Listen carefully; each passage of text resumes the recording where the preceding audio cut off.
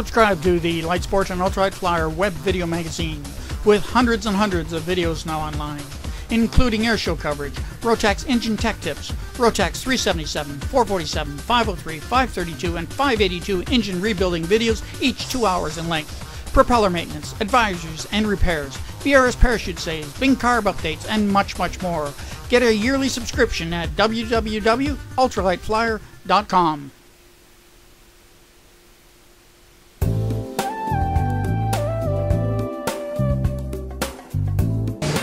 And who's this guy you got standing beside you here? I have the very handsome Chris Collins here next to me. People getting to know who he is too.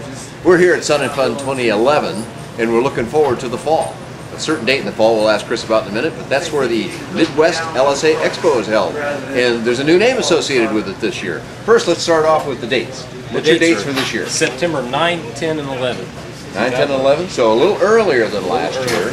What do you think will be the result of that? Is it a weather-related thing, or why change the dates? No, we changed the date because the AOPA Aviation Expo fell on the same date that we had chosen. Actually, they had that date cemented in stone, and we had not looked that far in advance. So yeah, they go a little earlier this year, aren't they? Yeah, that's correct. Yeah, they're out east where the weather's not so great, so they had to go a little earlier. But what do the vendors think of that? Overwhelming response is positive to the vendors moving it forward. And one thing that we're real excited about, our town has a huge craft fair that weekend, and not craft fair is something that aviators like to go to, but maybe the spouses or the families give an alternative thing to do during the day. And more people in town? That's correct. You're going to get to see a nice, friendly Midwestern town just absolutely swamped with people. Cool. It's one of the biggest craft fairs in the Midwest. I guess I got to ask, how will that affect hotel accommodations and so forth? We have about 1,600 hotel rooms, so we're going to be fine. No problem there, huh? Yes. Well, I'm a Midwesterner too, or at least was before I relocated to Florida, but I know early September to be just a wonderful, usually a wonderful time of year for weather. Bright skies, pretty warm yet, all those kind of things. Yeah, temps will be in the mid-70s. Last year we had the event the 4th weekend of September, and the first couple of days we were passing out bottled water to everyone. Okay, we've talked about crafts, we've talked about weather. Can we talk a little bit of what this is here? Like, I'm an aviator. I would like to see some airplanes and stuff. What do you got? Well, we've got a couple of airplanes there. How many did you have last year? We had almost 50 different models on display. And now this is LSA only, so that's a big turnout of airplanes. That's a lot of support from the manufacturing community.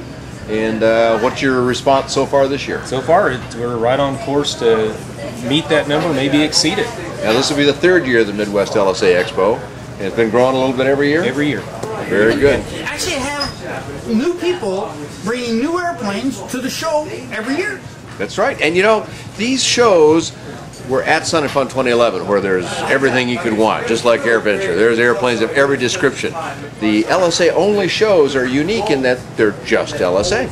Everybody who comes is interested, and you really get a sense of excitement about it because of that, and you also get a great opportunity to talk to vendors. That here, there's so many people always vying for their attention, whereas at Midwest LSA Expo, you got a little more time to talk to people and demo flying.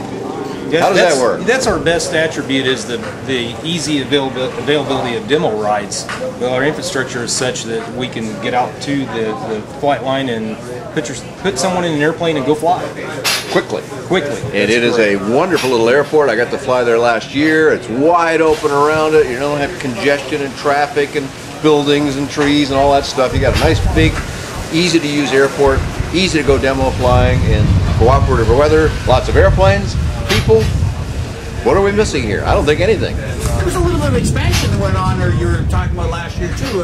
Have we got the new buildings and stuff? Yes, the new building. We have a brand new hangar. It's 12,000 square feet. It's specified for a CRJ 700 business jet or Gulfstream 550, Global Express, 100-foot door, 28-foot tall. We have showers in there. You know, we built the building as multi-purpose for the Midwest Expo to be used for the building too. Well, that's big enough. We can pretty much conduct the whole show flying it all inside there, huh? Almost. When you talked about accommodation, you actually have camping right on the field as well for those that are coming with camping in mind. Yes, we have a marketing goal that we have, and I want to mention that Plane and Pilot has stepped forward and is our main sponsor. And one of the marketing goals is the friendliness of our airport and our airfield and camping and having all the amenities right there with the on-site restaurant. And the marketing goal that we have is it's a lifestyle adjustment. You know, where aviation is getting back to being friendly and having fun and camaraderie and affordability.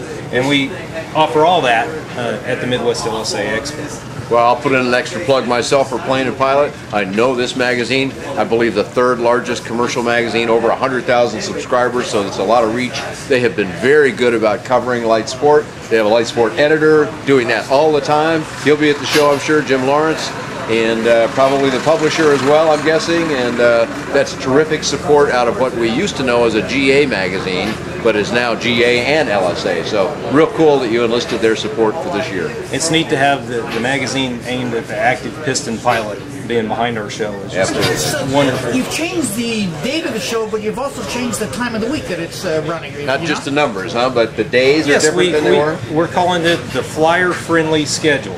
It's Friday, Saturday, Sunday. We're going to start the show just a little bit later on Friday morning so our exhibitors could travel in Friday morning. And then we have a full day Saturday and almost a full day Sunday. So we put the show 2-ish, 3-ish.